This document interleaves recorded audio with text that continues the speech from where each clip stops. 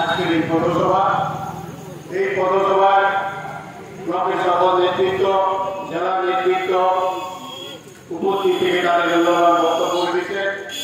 আমি প্রথমেই সভায় উপস্থিত সকল নেতৃত্বকে যথাযথ সম্মান জানাই।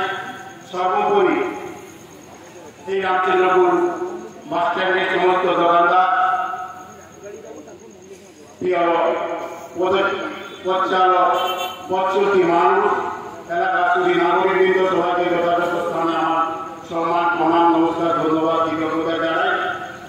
আজকে এই সভা আগামী দিনের ভবিষ্যৎ তৃণমূল ছাত্র পরিষদ, সেই তৃণমূল ছাত্র পরিষদের ডাকে এই সভা।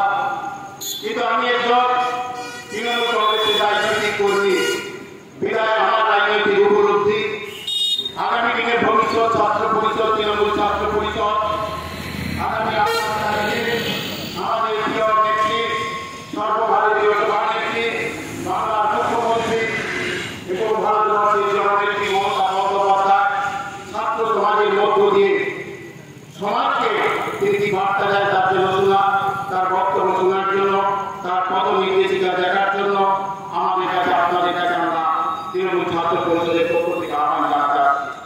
কিন্তু দুর্ভাগ্যের বিষয়, পরিতাপের বিষয়, স্বাধীনতা ৭৯তম স্বাধীনতা দিবসের পদার্পণ করার পর আমি একজন ভারতবর্ষের নাগরিক হিসাবে আমার রাজনৈতিক উপলব্ধি যে স্বাধীনতার পর এই প্রথম ভারতবর্ষ ১৯৫০ সালে ভারতবর্ষের সংবিধান রচিত হয়েছিল বি.আর. আম্বেদকরের দ্বারা। সেদিন থেকে ভারতবর্ষের সংবিধান, দীর্ঘদিন কংগ্রেস শাসনে সেই সংবিধান আজকে রক্ষিত হয়েছিল।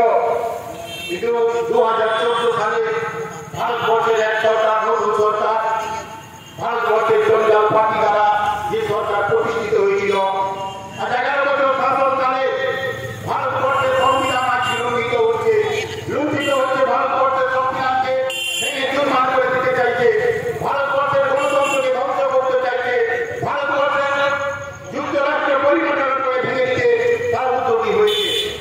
আজকে গত ২১শে আগস্ট আপনারা দেখেছেন লোকসভায় এক কালো বিল রাখা হয়েছে। কি বিল? ১৩০তম সংশোধনী, সংবিধান সংশোধনী বিল। সেই বিলকে প্রস্তাব রেখেছে ভারতবর্ষের একজন জেল খাটা আসামি, ভারতবর্ষের একজন জেল খাটা আসামি, তড়িপার, অর্থাৎ জেল খাটা আসামি যাকে বলা হয় হিন্দিতে তড়িপার। সেই তড়িপার অমিত শাহ, ভারতবর্ষের স্বরাষ্ট্রমন্ত্রী, তিনি ১৩০তম সংবিধান সংশোধনী বিল ভারতবর্ষের লোকসভায়, ভারতবর্ষের আইনসভায় তিনি পেশ করেছেন। সেই বিলে কি আছে জানেন আপনারা? ভারতবর্ষের সংবিধানে কেনতম দিন এই ১৩০তম সংশোধনী বিল ২১শে আগস্ট রেখেছে। ভারতবর্ষের স্বরাষ্ট্রমন্ত্রী একজন ভারতবাসী হিসাবে আমরা আজকে লজ্জিত, আমরা আতঙ্কিত, আমরা ভারতবাসী হিসেবে আতঙ্কিত। সেই বিলে বলা হয়েছে যে কোনো মানুষ, কোনো মন্ত্রী, দেশের প্রধানমন্ত্রী নাম দিয়েছে শুধুমাত্র দেশের প্রধানমন্ত্রীকে ছোঁয়াস্পর্ধা কারণে। তিনি একমাত্র এই বিলটি তৈরি করেছেন একটাই কারণে, যে ভারতবর্ষের সমস্ত বিরোধী দলের, বিরোধী শাসিত যে রাজ্যগুলো আছে তাদের মুখ্যমন্ত্রী, তাদের মন্ত্রিত্বকে তিনি জেলে ঢোকানোর চক্রান্ত করেছেন। ৩০ দিন কোনো মানুষ, কোনো মন্ত্রী, মুখ্যমন্ত্রী যদি জেলে থাকেন তার মন্ত্রিত্ব চলে যাবে। অর্থাৎ ভারতবর্ষে এই বিজেপি নামক দলটি অনেক গবেষণা করে দেখেছে যে ভারতবর্ষের আমরা আর ভোটে জিততে পারবো না। গত ২৪ সালের লোকসভায় ২৪০টি মাত্র আসন নিয়ে তারা ক্ষমতায় এসেছে, তারা জানে আগামী দিনে আমরা আর ক্ষমতায় ফিরতে পারবো না। তাই ভারতবর্ষের প্রতিটি বিরোধী রাজনৈতিক দলকে কিভাবে ধ্বংস করা যায়, ভারতবর্ষের রাজনৈতিক পরিমল কাঠামোকে কিভাবে ধ্বংস করা যায়, ভারতবর্ষের গণতন্ত্রকে কিভাবে ধ্বংস করা যায়, ভারতবর্ষের সংবিধানকে কিভাবে ধ্বংস করা যায়, তারই চক্রান্ত খেলায় রয়েছে। আজকে পশ্চিমবাংলায় তারা দেখেছে কত ভোটগুলোকে তারা এতটুকু দাগ কাটতে পারেনি বাংলার মানুষের কাছে। বাংলার মানুষের কাছে কেন দাগ কাটতে পারেনি জানেন? তার একটাই কারণ, এরা বাংলা বিরোধী, এরা বাঙালি বিরোধী। আজকে জলের মতো পরিষ্কার হয়ে গেছে যে প্রতিটি বিজেপি শাসিত রাজ্যে বাঙালি এবং বাংলা